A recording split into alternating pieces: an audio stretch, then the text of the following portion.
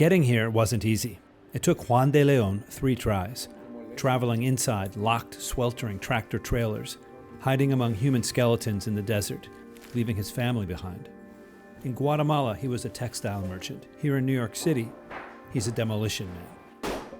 De Leon's been smashing stuff for nearly 20 years, and it's never been easy. Yo estoy pasando un problema ahorita. Estamos peleando un salario, que trabajamos unos días, no se nos pagó. Son momentos que uno se siente bien presionado por la situación que está pasando. No solo el gasto mío aquí, tengo que estar pendiente del gasto todavía en mi país. Between jobs, this is De Leon's base, a boxcar temp work office at the southern tip of Brooklyn. ¿Y cuánto tiempo piensa quedarse? Cuando me salí de mi país, yo dije que iba a ser 2 a 3 años. La misión mía es solo arreglar un poquito mi casa, terminarla, porque estaba haciendo mi casa en mi país. Pero aquí ya van por las 2 décadas y no me he ido. ¿Qué pasó? La misión mía era que estudiar a mis hijos, tan siquiera al nivel básico, dije. Eso hizo que me quedara.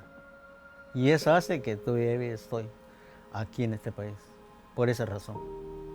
Porque de que me guste el país, con toda sinceridad, no mucho me gusta, porque no es fácil. Más por el trato que uno recibe. Las mascotas de este país valen más que un inmigrante. To keep his sanity, De Leon says he leans on his wife and kids, more than 3,000 miles away. ¿Habla todos los días con ellos? Todos los días. Ni un día que no hablo. Mi esposa, mi suegra y mi nuera.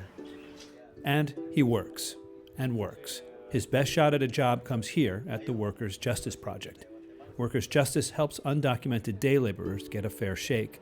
Contractors sign a daily contract guaranteeing an agreed-upon wage.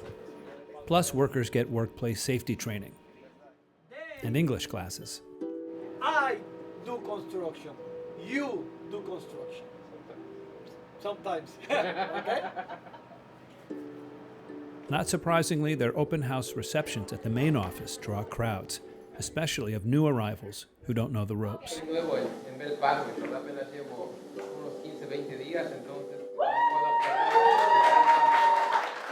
As an undocumented person, this kid will likely get stiffed out of wages from time to time. And that's when workers' justice really shifts into high gear, through direct action. The way the action works is that workers talk among themselves about the wage theft issue and how they're going to support each other. We always say that a wage theft to one is a wage theft to all. So workers will go and knock the door of the employer's home. The worker themselves whose wage had been stolen would actually demand their wages to be paid, and the workers who go with them will act in solidarity, and also to make sure that the employer knows that the worker is not alone. It's supported and there is a whole community that is backing him up. Tonight, it's Juan's turn to ask for backup. A builder in Brooklyn owes him and 2 others half a month's wage. Él dice que me tienen que esperar, que los dueños de trabajo no le han pagado a él. Después dijo, cambió de posición diciendo de que me tienen que esperar porque yo tengo que buscar nuevamente dónde puedo conseguir dinero, por ahora no tengo dinero. Por último dijo de que pueden acudir con la policía o me pueden demandar, no hay ningún problema. Yo ya hablé a mi abogado. Dice. Siempre he tenido esa postura, perder el miedo, porque el miedo es uno de los peores enemigos. ¿Qué pasa si el patrón empieza a mostrarse excesivo? ¿Qué hacemos? Nosotros siempre vamos a tratar de mantener la calma, no nos vamos a poner agresivos con él. Básicamente, si él se pone muy agresivo, entonces terminamos la conversación, le entregamos la carta y nos retiramos.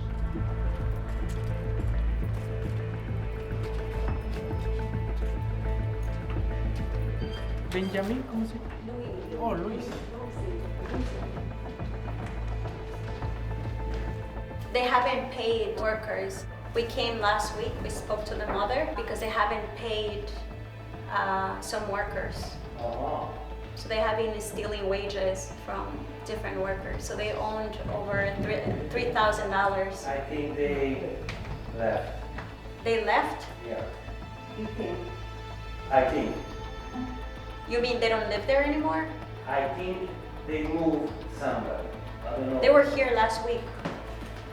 ¿Vives allá? ¿Todavía? Sí. ¿No se ha mudado? No. Ahorita. Pero no paga la mujer allá either. But no one opens the door. For the moment, Juan's money is still in the boss's pocket. Searching for day work is a daily roll of the dice. Some builders are honest, some leave you hanging. When you're young, like these guys, and someone knocks you down, you get back up. But what happens when you're like De Leon, coming up on 70 years old, with no support network nearby to keep you from falling? Reporter Zaira Cortez covers immigration for El Diario, New York City's biggest newspaper in Spanish. Los jornaleros que envejecen se enfrentan al desamparo. Ellos terminan viviendo debajo de puentes, buscando un lugar en iglesias. No hay nadie que vea por ellos.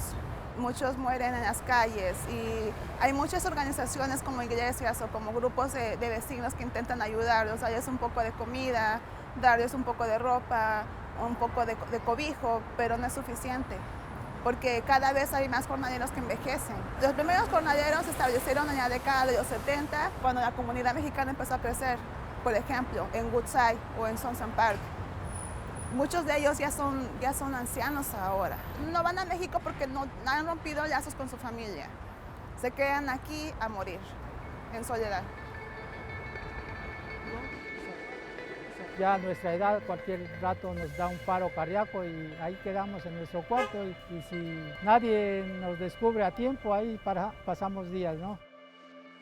El caso de un compañero Diego, murió aquí. Le dio un infarto y murió. Tuvimos que hacer una cooperación entre los mismos conocidos, los amigos, mandar el cadáver, pero no. Estuvo 20 años. Roberto Meneses from Veracruz, Mexico, has been here for 20 years too. Back home, his wife and two now grown sons. Ya ellos me están llamando, dice, ya ven para acá, ya hiciste lo que has hecho por nosotros, ya es demasiado y sí, estoy pensando en regresar precisamente. Especially, he says, because of a certain kind of discrimination he faces more and more, not based on race or language. Los contratistas llegan y buscan los jóvenes, los más grandotes y fuertes, porque piensan que les van a rendir, pero las apariencias se engañan. ¿Por eso llevas casco de béisbol? Ah, sí, por eso, porque me quita las canas, las apariencias. Meneses can afford a laugh, but for undocumented workers with no one to go home to, the future is bleak. A handful of churches, like the Bronx Spanish Evangelical, run hot meal and food giveaway programs. But volunteer Paul Santana says fewer and fewer people without papers are showing up, due to stepped-up raids by immigration agents under the Trump administration. ¿Qué más no me gustaría ver a mí que el gobierno, las autoridades, los congresistas se pusieran de acuerdo y generaran una ley de inmigración en la cual pudieran ayudar a esas personas? Wary of authorities, New York City's homeless Latinos are more hidden than ever. Queens resident Alicia Chavez tries to bring food to them by cooking in her own kitchen. Si esperamos como que a tener una estructura, no, pues vamos a hacerlo y ya después solito se va a ir dando, pero desafortunadamente es el carro lo que nos falla. Apenas hace unos días el más pequeño me dice, estoy muy orgullosa de ti, mami. Le digo, ¿por qué? Dice, porque tú siempre les cocinas a los homeless. Chavez takes me to the park where she usually hands out hot meals. No one's around. But Chavez says they're out here, somewhere. Lo único que ellos necesitan es saber que sí son aceptados, que sí hay gente que se preocupa por ellos. Pues no sabemos, ¿verdad?, lo que los llevó a las calles, pero son seres humanos. Sabemos que esa gente no va a acercarse a una organización, no va a ir a un refugio, porque ellos mismos lo dicen. Ellos ya se acostumbraron a vivir así y están resignados a que ese va a ser su final de ellos.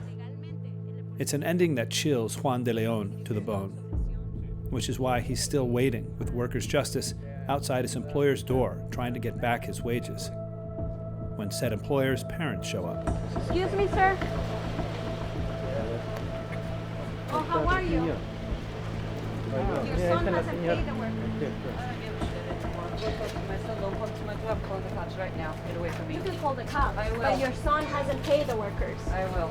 So what are you going to do about it? Salte, salte, salte. Did I work for you? No. They did. He did work. Not me. Well, it's your son who's stealing workers. Thieves! Action Plan B, call the police.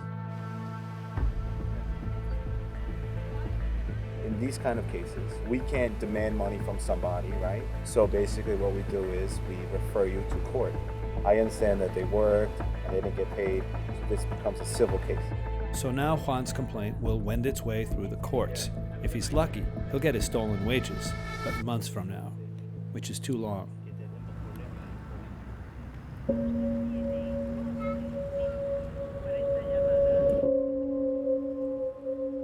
Y en este país, ¿dónde voy? Aquí nadie me va a dar un mes de renta gratis. Yo no puedo vivir en la calle como un mendigo buscando qué hacer. Sin mi familia no soy nada. Aló, mijo. Papá, ¿y su mami?